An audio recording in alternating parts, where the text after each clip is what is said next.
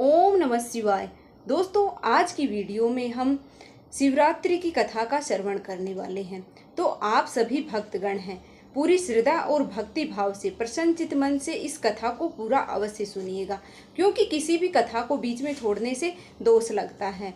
तो आप कथा को पूरा अवश्य सुनिएगा। तो चलिए शुरुआत करते हैं। कहा जाता है कि सावन शिवरात्रि की कथा का पाठ करने या सुनने मात्र से ही भगवान शिव की शिवरात्रि का है वो पूर्ण फल हमें मिलता है। मान्यता है कि इस दिन शिवरात्रि की व्रत कथा पढ़ने से भक्तों को बहुत ही लाभ होता है और उनके जीवन में सुख समृद्धि का आगमन होता है।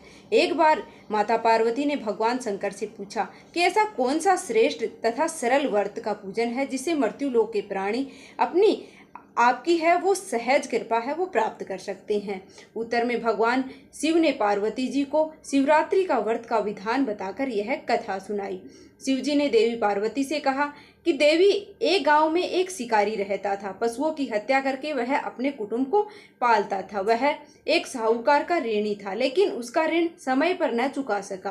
क्रोधवश साहूकार ने शिकारी का शिव मठ में बंदी है वो बना लिया। संयोग से उस दिन शिवरात्रि थी। शिकारी ध्यान मग्न होकर शिव संबंधित धार्मिक बातें हैं वो सुनता रहा। चतुर्दशी के दिन शिवरात्रि की कथा भी सुनी और संध्या होते ही साहूकार ने उसे अपने पास बुलाया और ऋण चुकाने के विषय में बात की। शिकारी अगले दिन सारा ऋण लौटा देने का वचन देकर के और बंधन से छूट जाता है। अपनी दिनचर्या की भांति वह जंगल में शिकार करने के लिए निकल गया और दिन भर बंदी गृह में रहने के कारण भूख प्यास से व्याकुल था। शिकार करने के बाद एक तालाब के किनारे बेल वृक्ष पर पड़ाव बनाने लगता है। बेल वृक्ष के नीचे शिवलिंग था जो बेल पत्रों से ढका हुआ था। शिकारी को उसका पता है वो नहीं चला। पड़ाव बनाते समय उसने जो टहनियाँ तोड़ी, संयोग से वह शिवलिंग पर गिरी और इस प्रकार से दिन भर भूखे प्यासे रह कर के शिकारी का व्रत है वो हो गया और शिवलिंग पर बेलपत्र भी चढ़ गए। एक पहर रात्रि बीत जाने के बाद एक गर्भवती हिरणी है वो तालाब में पानी पीने पहुंचती है। शिकारी ने धनुष पर तीर चढ़ाकर जो ही प्रत्यंचता खींची और हिरणी बोली, मैं गर्भवती हूँ, शीघ्र ही प्रसव है वो बच्चे देने वाली हूँ। तुम एक साथ दो जीवों की हत्या करोगे जो कि ठीक नहीं है। मैं अपने बच्चे को जन्म दे करके और तुम्हारे सामने है प्रस्तुत हो जाऊंगी, तब तुम मुझे मार लेना। शिकारी ने वह बात उसकी मान ली और हिरणी है वो झाड़ियों में लुप्त हो गई। कुछ ही देर के बाद एक हिरणी उधर से निकली। शिकारी की प्रसन्नता का ठिकाना है वो न रहा। समय पाने पर उसने धनुष पर बाण चढ़ाया। तब उसने देख के हिरणी ने विनम्रता पूर्वक निवेदन किया, हे प्रार्थी, मैं थोड़ी देर पहले ही ऋतु से निवृत्त हुई हूँ, कुमार विहरणी हूँ, अपने प्रिय की खोज में भटक रही हूँ। मैं अपने पति से मिलकर ही तुम्हारे पास आ जाऊंगी। शिकारी ने उसे भी जाने दिया। 2 बार शिकार को खोज करके वह खो करके और माथा उसका ठनकने लगा। 2 बार शिकार खोने के बाद उसका माथा है वो ठनकने लगा। वह चिंता में पड़ गया। रात्रि का आखिरी पहर बीत रहा था। तभी एक अन्य हिरणी अपने बच्चों के साथ उधर से निकली। शिकारी के लिए यह अच्छा अवसर था। उसने धनुष पर तीर है वो चढ़ाने में देर नहीं लगाई। वह तीर छोड़ने ही वाला था। हिरणी बोली कि हे प्रार्थी, मैं इन बच्चों को मैं अपने पिता के हवाले है वो करके आती हूँ, इस समय तुम मुझे मत मारो। शिकारी हंसा और बोला, सामने आए शिकार को मैं कैसे छोड़ सकता हूँ, और मैं ऐसा मूर्ख नहीं हूँ। इससे पहले मैं 2 बार अपना शिकार है वो खो चुका हूँ। मेरे बच्चे भूख प्यास से तड़प रहे होंगे। उत्तर में हिरणी ने फिर कहा, जैसे तुम्हें अपने बच्चों की ममता सता रही है, ठीक वैसे ही मुझे भी। इसलिए सिर्फ बच्चों के नाम पर मुझे थोड़ी देर के लिए जीवन दान है वो दे दो। मैं तुमसे जीवन दान मांग रही हूँ। हे प्रार्थी, मेरा विश्वास करो, मैं तुम्हें इनके पिता के पास छोड़ करके और तुरंत ही तुम्हारे पास लौट आती हूँ, यह मैं प्रतिज्ञा करती हूँ।